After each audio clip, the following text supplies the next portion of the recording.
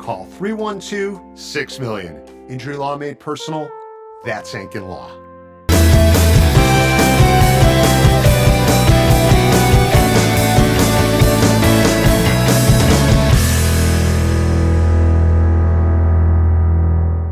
Yeah, I mean, his four-seam fastball, commanding it, having the confidence in it, just it really hasn't been there. And it was such an effective pitch for him last year. I mean, it was one of the top four-seam fastballs in baseball. And to not have that as a weapon right now, it just doesn't allow him to attack and navigate lineups. And we've kind of paid the price because of it. So we have to get that right. We do. So we're doing everything we can to get him back on track. But that's something that needs to be addressed. Focusing on Shane Smith, he's not looking himself. The fastball command is an issue.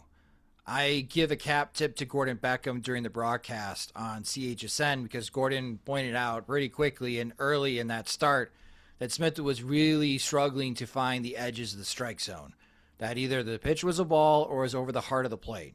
And that is problematic.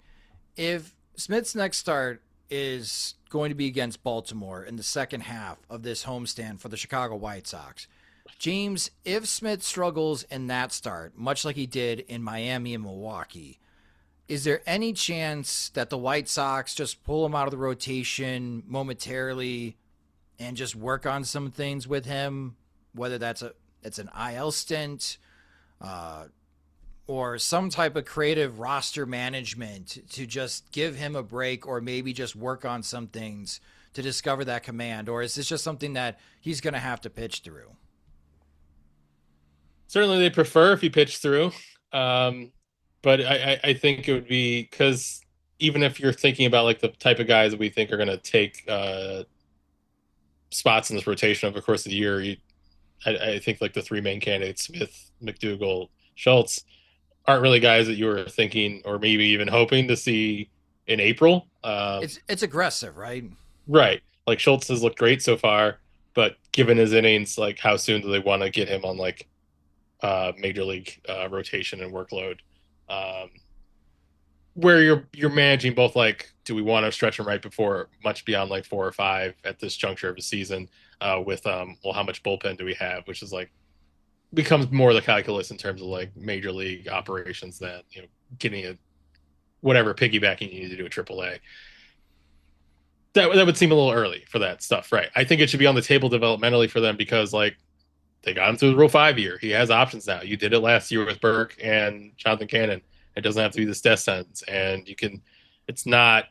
It's a more glaring case than either of those were at the time, at least, where it's like, hey, your command is clearly off, and your slider is like staying up and looks like cuttery in shape. Like there are a couple things that are like systemically out of whack to address. We're not just kind of like going like you're not good enough. It's something's off. Let's go fix it.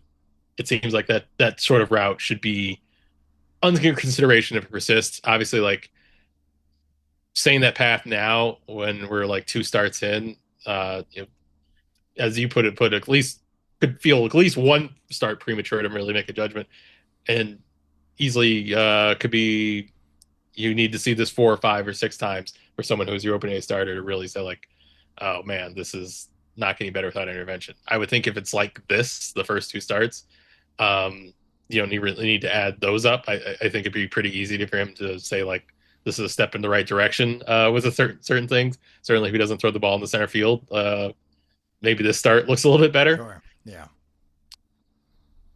But theoretically, like they should be willing to pull that trigger. Like maybe Jonathan Cannon didn't look that great in his first start, but Duncan Davitt looked okay, and you do have kind of this selection of guys who are stretched out down there who are a bit more like spot starter candidates than maybe your 3 big prospects. And you have so many fewer and fewer because we lost Hiddix and Paez, but you have a fair amount of guys who are supposed to be in that swingman role. I think Chris Murphy comes to mind, even if he hasn't like lit it up out of the bullpen as someone who's stretched out to, even if we're giving Shane a turn to work on things. like they're supposed to have accumulated a crop of these like multi-inning guys to batch things through. So I don't think it should be like, oh man, they'd never do that. That wouldn't be on the table or consideration. Clearly, if he just like, if it's auto blowout like a third or a fourth time in a row, it doesn't feel entirely super convenient the way it would be if like he's floundering in mid-May and Schultz has like 6 great AAA starts, and it's just like, what are we waiting for at that point? Right. Then it would be like a little bit more clear cut. I don't think it's a crazy question. I also think like we're in the stage of the year where like he has one good start and it's like, all right, well, he's back. I don't know what we're talking about. That's true. How do you balance kind of giving him runway to do it? You know, he's a guy you believe in, but also you guys have done interventions in the past in terms of like pulling a guy out or working on thing focus. Like, how do you weigh when the time is right to consider those things? I mean, it's there's a myriad of factors in which you look at. You look at where the delivery is. You look at obviously how the ball is traveling out of his hand, the pitch characteristics. There's a psychological component to it. So we're still working through all of that. Some of it's conversations with him. Some of it's looking at biomechanic information. All right, how do we unwind what's been wound up? And so we're still working through that right now. Thanks for watching the latest Sox Machine video. Please subscribe to our YouTube channel at youtube.com/SoxMachine. And if you ever need something to listen to, subscribe to the Sox Machine podcast wherever you listen to podcasts, such as Spotify and Apple Music.